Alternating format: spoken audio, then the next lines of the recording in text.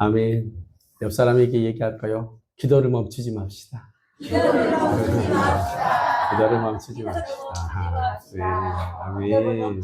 네. 성도 여러분, 신앙생활을 하다가 혹시 시험에 들어보신 적 있으십니까? 예. 우리 중에도 여러 가지 이유로 이제 교회를 잠시 떠났다가 나중에 오신 분들도 아마 계실 겁니다. 이렇듯 신앙생활 하다가 우리에게 걸림이 되고 시험에 들게 하는 일들이 벌어지는 것이 현실이죠. 그러나 우리는요, 우리가 걸려 넘어지게 하는 시험이 있고 없고가 중요한 것이 아니라 우리가 그것을 어떻게 믿음으로 잘 이겨냈느냐가 중요한 것을 여러분 믿으시기 바랍니다. 그래서 오늘은요, 이 고난과 실족의 문제에 관해서 말씀을 선포합니다. 이 말씀이 우리들의 흔들리는 신앙을 붙잡아주고 참된 영적 기쁨을 회복하는 능력의 말씀으로 우리 마음 가운데 새겨지는 시간 되시기를 예수님의 이름으로 축원합니다. 오늘 본문 18절 한번 보겠습니다. 18절에 세례 요한의 제자들이요, 이 모든 일을 그에게 알렸다라고 얘기를 합니다. 이 모든 일이란 예수가 백부장의 종을 고치고 또 과부의 아들들을 살리는 기적들을 말합니다. 예수님이 기적을 나타내 보이신 걸 말해요. 이런 일들이 통해서 17절에 보니까 예수께 대한 소문이 유대와 사방에 두루 퍼지게 되었습니다. 네. 만약에 우리 가마골에도 이런 일이 벌어지면 소문이 날까요? 안 날까요? 그러죠. 나겠지요. 네. 그렇게 소문이 났다는 거예요. 그때 세례 요한은 헤롯 왕에 의해 감옥에 갇혀 있었습니다. 그러다가 제자들로부터 이 소식을 들은 거예요. 세례 요한은 그동안 감옥에 있으면서 누구에게도 말하지 못했던, 마음속에 담아뒀던 의구심이 하나 있었어요. 왜냐하면 그가 진짜 메시아인가? 그 말을 못하고 있었어요. 그런데 그 어려운 말을 자기가 신뢰하는 2명의 제자를 불러서 조용하게 말을 전하게 합니다. 뭐라고 했습니까? 오늘 보면 19절 함께 낭독하겠습니다. 시작. 요한이 그 제자 둘을 불러 주께 보내며 이르되 오실 그이가 당신이 오니까 우리가 다른 일을 기다리오리까 하라. 여러분, 자, 이 말을 당당하게 했을까요? 풀없이 했을까요? 서근서근 소리 없이. 서근서근 소리 없이. 그죠? 이 말은 뭐예요? 이거 굉장히 자신있게 할 수 있는 말이, 그 전에는 얼마나 자신 있었습니까? 세례 요한이 어땠어요? 회개하라! 천국이 가까웠느니라! 막 그랬잖아요. 그죠? 그 다음에 요단강에서 세례도 막 주고. 사실은 요한은요, 세상에 아무도 예수님을 몰라볼 때 유일하게 알아봤던 사람이에요. 그가 메시아다. 세상 죄를 지고 가는 하나님의 어린 양이다. 이렇게 얘기했던 사람. 가장 먼저 알아본 사람. 예수가, 나 뒤에 예수가 오실 것이다. 광야에서 외친 자의 소리였던 그가 지금 뭐 하고 있는 거예요? 예수님을 의심하고 있는 거예요. 저분이 예수가 맞는가? 자기는 감옥에 있어서 움직일 수 없으니까 제자들 통해서 이렇게 물어본 것 자체가 쉽지 않은 일이라는 것이죠. 그렇게 스승의 질문을 받은 2명의 제자들은요, 20절에 예수께 나아가 동일한 질문을 합니다. 이때 예수님은요, 세례 요한의 질문에 그래, 내가 메시아다 아니면 아니다 라고 대답하지 않으십니다. 21절에 뭐라 그러셨냐면 질병과 고통과 및 악기 들린 자를 많이 고치며 맹인을 보게 하는 사역을 그들로 옆에서 지켜보게 하십니다. 먼저 지켜보게 하세요. 그러다가 21절 말씀으로 그들에게 응답해 주십니다. 함께 읽겠습니다. 22절 시작. 예수께서 대답하여 이르시되 너희가 가서 보고 들은 것을 요한에게 알리되 맹인이 보며 못 걷는 사람이 걸으며 나병 환자가 깨끗함을 받으며 귀먹은 사람이 들으며 죽은 자가 살아나며 가난한 자에게 복음이 전파된다 하라. 아멘. 성도 여러분, 그 신실하고 강직했던 믿음의 사람 요한은 왜 예수를 의심하게 됐을까요? 세례 요한이 기대했던 예수는 도대체 누구였을까요? 우리는 그가 평소에 이야기했던 것들을 통해서 그 실마리를 좀 찾을 수가 있습니다. 제가 찾아오지 않았지만 제가 읽어드릴게요. 마태복음 3장 11절 12절에 이런 고백이 있습니다. 나는 너희로 회개하게 하기 위해서 물로 세례를 베풀거니와 내 뒤에 오시는 이는 나보다 능력이 많으시나니 나는 그의 신을 들기도 감당하지 못하겠노라. 그는 성령과 불로 너희에게 세례를 베푸실 것이요 손에 키를 들고 자기의 다장마닥을 정하게 하사 알곡 근무와 곡간에 드리고 쭉정이는 꺼지지 않는 불에 태우시리라. 이렇게 말했던 거예요. 세례요한이. 이 얘기는 뭐냐면 세례요한이 회개하라 천국에 갖고 왔다 라고 얘기할 때 임박한 진노에 대와 심판에 대해서 강력한 메시지를 말했던 거예요. 그러면 그는 어떤 생각을 했냐면 메시아가 오시면 금방 세상을 심판하실 것에 대해서 그는 그대로 했었어요. 그런데 예수님요 오셔가지고 하는 일이 죄인들의 친구래요. 이스라엘의 온전한 회복을 기다리신대요. 막 구원을 선포하고 다니셔요. 사랑과 용서를 막 얘기하세요. 오른밤 맞으면 어떻게 하라겠어요? 왼밤을 돌려드려요. 지금 우리 뺨을 때렸던 사람을 심판해야 되는데 오른밤 맞으면 어떻게 해요? 왼밤을 돌려드려요. 지금요 예수님의 모습이 자신이 생각했던 메시아의 모습과 같다 틀리다? 틀리다는 거죠. 틀리다는 거예요. 보통 유대인들은요 메시아는요 정치적으로도 자신을 지배하고 힘들게 하는 로마를 무너뜨리고 새로운 세상을 일으킬 자라고 생각을 했었어요. 그런데 초라하게 로마 병정에게 죽임당한 예수, 약하고 초라한 메시아는 그들이 원했다 원하지 않았다? 원하지 않았다는 거예요. 즉 세례 요한도 이 이스라엘의 약속된 메시아, 해방자 예수, 심판자 예수를 믿었던 것입니다. 한마디로 그는 자기가 가진 메시아관 때문에 시험에 든 것입니다. 요한은요 예수가 오시면 이 죄악된 세상이 곧바로 심판하실 줄 알았던 거예요. 그러나 오직 천국 복음 전파하시고만 계시니 답답했던 거예요. 답답했어요. 또한 자신을 찾아오거나 구해주지도 않으셨어요. 그는 반신반의한 상태에서 제자들 예수께로 보냈던 거예요. 이것은 바로 세례 요한이 예수의 초림만 알고 재림을 제대로 몰랐기 때문에 가진 문제들이었던 것이죠. 성도 여러분, 예수가 메시아라면 자신을 위해 낙타 털옷을 입고 메뚜기와 석차등을 먹으면서 힘들게 사역하다가 잡힌 그를 신방해야 돼요? 안 해야 돼요? 신방해줘야 되죠. 그잖아요. 가서 손도 잡아주고 고생했다 해야 될 거 아닙니까? 그런데 지금 헤로데에게 잡혔을 때 예수님 그를 찾아가 보지 않았어요. 자, 요한이 예수님께 서운했을까요? 안 했을까요? 서운하죠? 서운하죠. 사실 우리들은요, 다른 사람들이 구원을 받더라도 지금 내가 당장 죽을 것 같은 상황, 어려움에 처하면 예수를 의심하게 되는 것이 우리들의 신앙의 이 수준이라는 거예요. 우리는요, 오늘의 사건을 통해서 가장 먼저 생각해야 봐야 될 것이 있습니다. 그것은 뭐냐면 먼저 내가 기대하고 바라는 예수는 누구였던가? 혹시 내가 바라는 신을 정해놓고 거기에 예수의 이름을 대비하고 있지는 않은가? 라는 신앙의 현주소에 관한 것입니다. 예수를 열심히 믿다가 갑자기 교회에 나오지 않는다? 시험에 든 것입니다.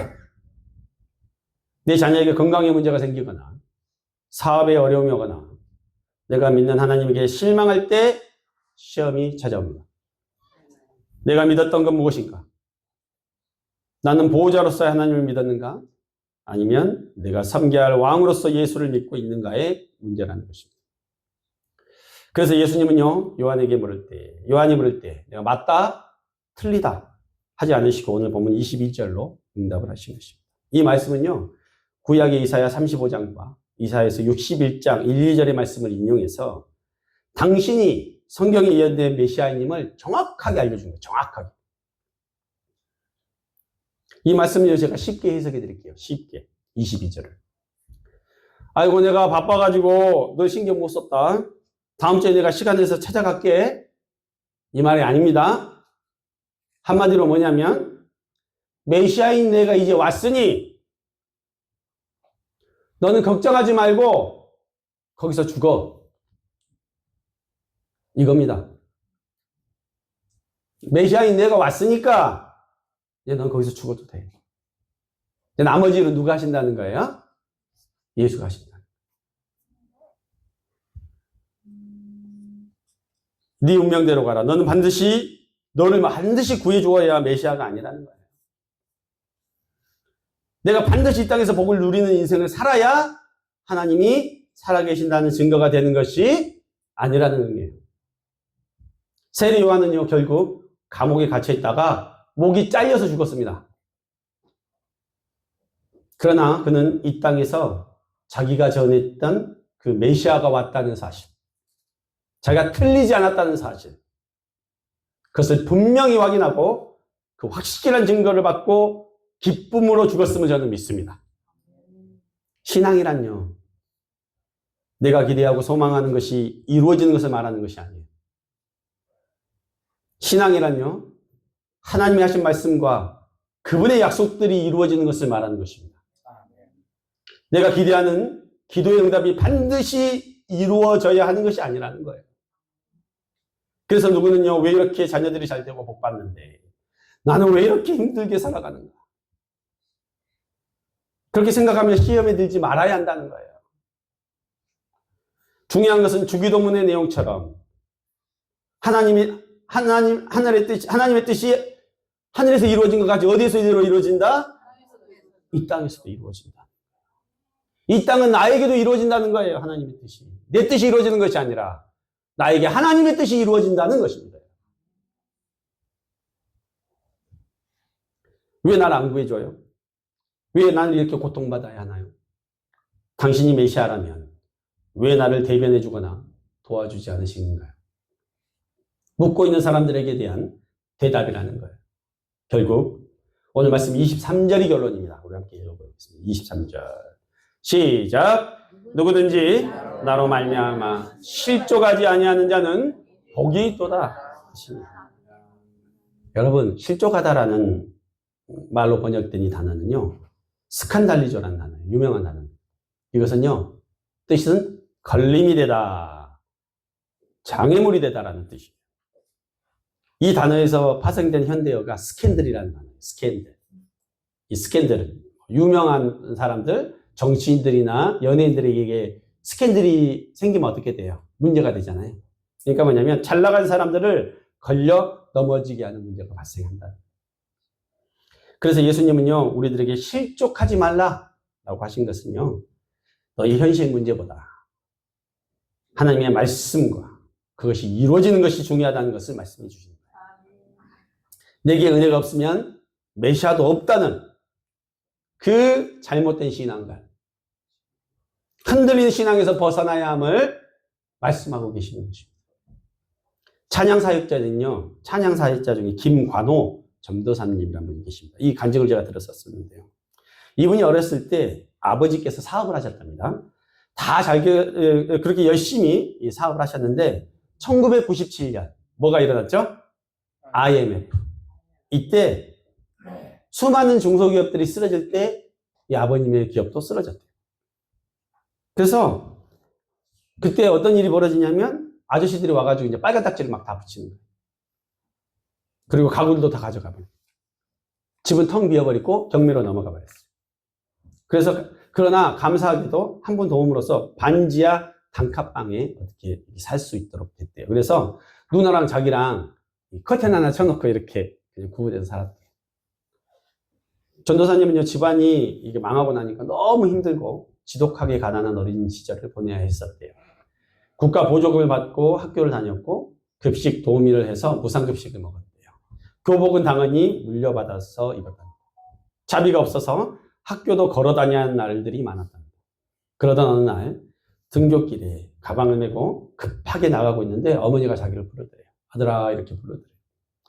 그래서 자기를 멈춰 세우시더래요. 그래서 뒤를 돌아보니까 어머니가 문을 조금 이렇게 여시고 500원짜리 있죠, 500원짜리. 500원짜리 2개를 딱 주시더라는 거예요. 그러면서 관호야 오늘은 버스 타고 가 라고 말씀하셨답니다. 그러고는 급하게 어머님이 문을 이렇게 닫으시는데 닫히는 문틈 사이로 어머니 얼굴이 사라져 갈 때 그 순간 어머니가 울고 계신 것을 봤다는 거예요. 그 모습을 보니 가슴이 너무 아팠대요. 학생인 자기도. 그래서 그날 전도사님은 버스 타지 않았대요. 그냥 학교까지 걸어갔대요. 걸어가는 길에 학교 가는 길에 길고 어두운 터널이 하나 있는데 걸어가다가 그 터널 중간에서 목 나와서 오르다. 시끄러운 차들 그리고 빛이 들어오지 않는 컴컴한 어둠 속에서 계속 오셨대. 마음은 슬프고 아무런 의욕도 생기지 않았었답니다. 그렇게 어둡고 긴 터널을 걸었답니다. 그런데 그 터널을 걸으며 전도사님이 깨달은 사실이 하나 있었답니다.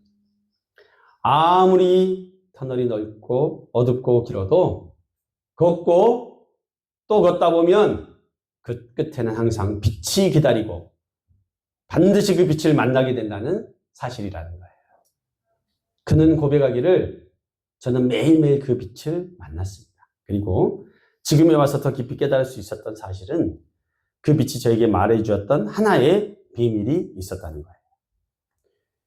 저는 아버지의 사업이 다시 일어선다 하든지 어머니가 더 이상 울지 않는 날이 온다든지 아니면 제가 대학을 잘 지나가거나 경매로 넘어간 집을 다시 찾는다거나 하는 것이 빛인 줄 알았대요. 왜냐하면 그것이 그분에게는 유일한 희망이었기 때문에. 그러나 저희 희망사항대로 환경이 변하는 것은 그 빛이 말해주었던 비밀이 아니었다는 거예요. 그 빛의 비밀은 바로 어둠 속에서 가장 환하게 비추는 예수 그리스도였다는 거예요. 이 빛만이 저의 유일한 희망이고 변하지 않는 나의 집이기 때문이라는 고백을 하는 거예요. 예수님을 만나도 저의 상황은 크게 달라진 것이 없었습니다. 그러나 제가 바뀌기 시작했습니다. 절망이 아닌 희망의 생각과 말들로 제가 변하니 세상도 변해버렸다는 거예요. 그래서 지금 귀한 사역들을 감당하고 있다는 거예요. 성도 여러분, 지금 여러분들이 신앙생활 하실 때 걸림이 되는 이 스캔의 문제, 혹시 무엇이 있으십니까? 내가 바라는 응답과 다른 응답이 올 때 여러분 하나님 앞에서 어떤 반응들을 하고 계십니까? 야고보 사도는요, 고난당하는 자는 기도하라고 말씀하셨어요. 베드로 사도는요, 베드로전서 2장 19절에 부당하게 고난을 받아도 하나님을 생각함으로 슬픔을 참으면 이는 아름다운 일이라고 얘기를 했었어요. 고난이 찾아와 시험에 들게 된다면 나는 예수께 진정 무엇을 원하고 있었는가를 생각해 보셔야 합니다. 세상이 다 잘못돼도 나만 잘 되면 되는 것인가? 내 자녀가 잘 되고 내 기도가 응답받고 내 꿈이 이루어지고 내 뜻대로 되는 것이 하나님이 살아계신 증거인가를 묻고 있다는 거예요. 타락한 이 세상 곳곳에서 작은 불씨처럼 하나님의 구원이 이루어져 가고 있는 게 중요한 것인가? 나의 병이 낫지 않는다 하더라도 어디에선가 하나님의 기적들이 이루어지고 있다면 당신은 감사할 수 있는가? 그 신앙이 당신에게 있는가? 이게 물어보시는 거예요. 고난 중에도 김관호 전도사님처럼 오직 예수로 만족하고 예수가 희망인 삶을 살고 계시냐는 물음이라는 거예요. 사실 이 하나님이요, 우리 신앙인들에게 고난과 시험거리를 주시는 이유가 있습니다. 이유가 있어요. 왜냐하면 여러분 서양 속담 중에 이런 말이 있어요. 흐르는 냇물에서 돌들을 치워버리면 그 냇물은 노래를 잃어버린대요. 흐르는 냇물에서 돌들을 치워버리면 냇물은 노래를 잃어버린대요. 흘러가는 시냇물의 아름다운 소리는요, 곳곳에 박혀있는 물의 흐름을 방해하는 돌들 때문이라는 거예요. 역경과 고난이라는 돌이 없다면 아름다운 감사와 찬양의 기쁨도 없습니다. 우리는 고난의 결과가 신앙의 디딤돌이 되지 않고 걸림돌이 되어서 실족해버리면 영적인 성장은 결코 없습니다. 없어요. 원망하는 사람은 어디 갖다 놔도 원망해요. 그러나 감사하는 사람은 어디 있어도 감사한다는 거예요. 진실한 그리스도인은요, 환난의 밤중에 희망을 노래하는 사람입니다. 성경 속의 인물치고 인생의 밤을 통과하지 않은 사람은 아무도 없습니다. 하나님이 우리를 원하시는 것은 내가 원하는 대로 달라는 대로 다 주시는 게 아니고, 하나님이 진정으로 원하시는 것은 우리의 속사람이 예수 그리스도를 닮아서 그분의 형상함과 온전함에 이르는 것을 원하신다는 것이에요. 그런데 예수를 닮은 사람은요, 이런 예수를 닮은 사람은 결코 대낮에 만들어지는 일이 없답니다. 대낮이라는 의미는 형통할 때 이루어지지 않는데요. 하나님이 귀하게 쓰임받고 하나님이 기쁨이 된 사람들은요, 다 고난의 밤을 통과했대요. 그 고난의 밤을 통해서 하나님이 빚으셨대요. 그래서 우리가 원치 않는 밤들을 주시기도 하시는 거예요. 그런데 그 밤 때문에 내가 실족한다? 말이 돼요? 안 돼요? 안 된다는 거예요. 밤중에 부르는 노래는요, 낮에 부르는 노래랑 달라요. 만물은 고요하고 보이는 것은 아무것도 없어요. 칠흑 같은 어두움, 그리고 나에게 남은 것은 고독과 외로움, 그리고 처절한 실패와 눈물뿐이라는 거예요. 그러나 이 속에서 무덤과 같은 침묵을 깨고 감사와 감격의 눈물로 하나님을 노래한 사람들의 신앙은요, 보석과도 같이 빛납니다. 새벽별의 빛같이 빛나는 것입니다. 제가 제 주변의 사역자들을 보니까 다 잘된 것이 아니에요. 어떤 사역자는요, 제가 아는 정말 능력 있는 사역자는요, 청소년들에게 꿈과 비전을 준 사역을 해요. 청소년들, 대학생들이나 중고등학생들. 그런데요, 정작 자기 자녀들은 학교에 적응을 못하고 있어요. 막 사람들한테 비전 주고 학생들 깨우고 있는데 정작 자기 자녀들은 학교에서 막 문제가 있고. 자, 괴리감이 있을까요? 없을까요? 부끄러운 마음이, 현실 때문에, 그 괴리감 때문에 자기 사역을 내려놓고 싶은 마음이 있을까요? 없을까요? 있죠. 자기는 막 비전 전하고 있는데 경찰서에서 연락 와서 뛰어가야 되고. 얼마나 힘들어요. 그죠? 그렇게 걸림이 되는 일들이 있다는 거예요.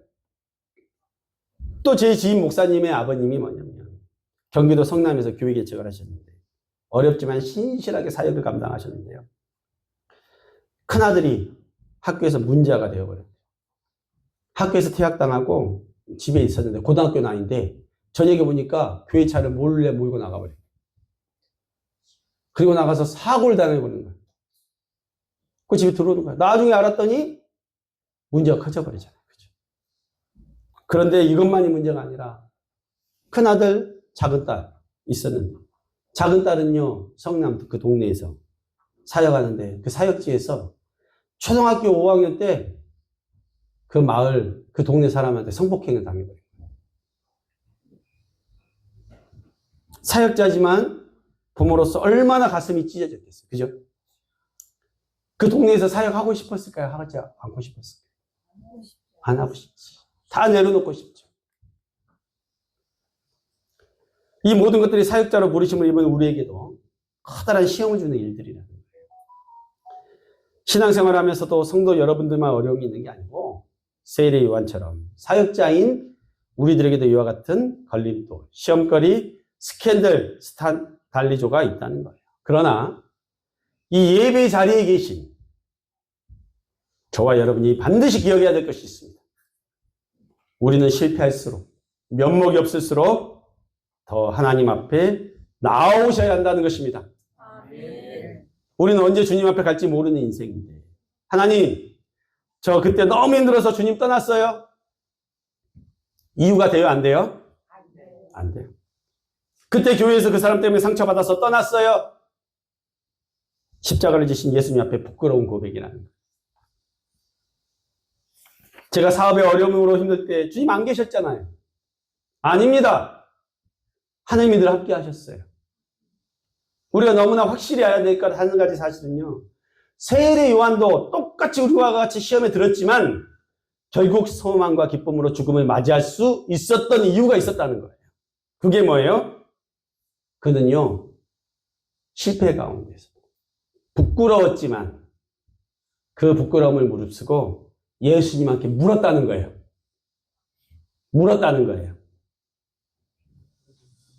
그가 시험에 들었다는 것, 예수를 의심한다는 것이 부끄러울 수 있습니다. 그러나 그는요, 용기 내서 제자들을 통해서 물었어요. 오실 그이가 당신이시오니까.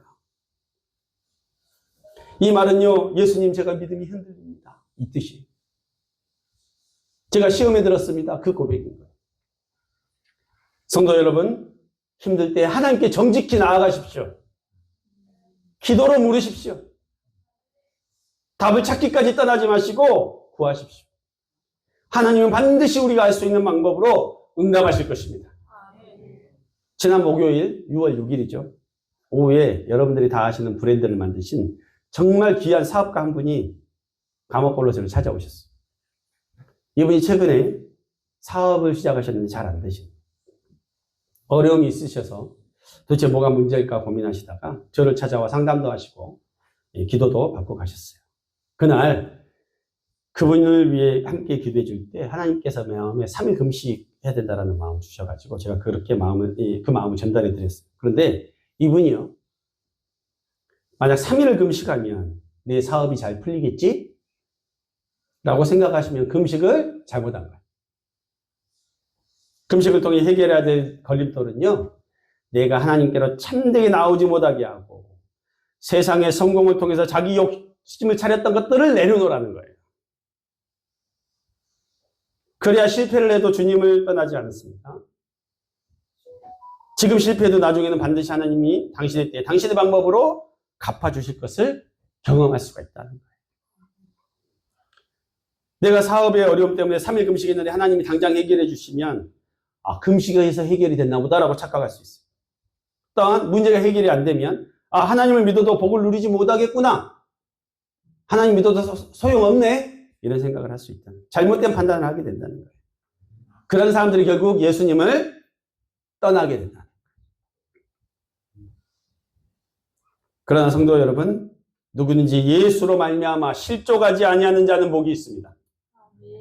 쓰러져도 교회에서 쓰러지십시오. 부끄러워도 입을 막고 귀를 막고 교회에서 하나님께 기도로 버티십시오. 하나님이 다 보고 계시고 나중에 은혜로 갚아주실 것을 여러분 믿으시기 바랍니다. 결론을 맺겠습니다. 우리 중에 혹시 영혼의 힘든 밤, 시험에 들 만한 일들 속에서 힘드신 분들이 계십니까? 하나님 지금도 여전히 당신과 함께 계십니다. 이 추하고 악한 세상에서 믿음을 지키며 살아간다는 것이 얼마나 어려운 일인지 저도 잘 알고 있습니다. 그러나 그 어떤 어려움과 환난 중에서도 스칸달리죠. 걸림이 되는 스캔들 속에서도 실족하지 않는 복을 누리시기 바랍니다. 고난 중에도 변함없이 흔들리지 않는 성숙한 믿음을 가진 주의 권속들이 되시기를 예수님의 이름으로 축원합니다. 기도하시겠습니다. 하나님,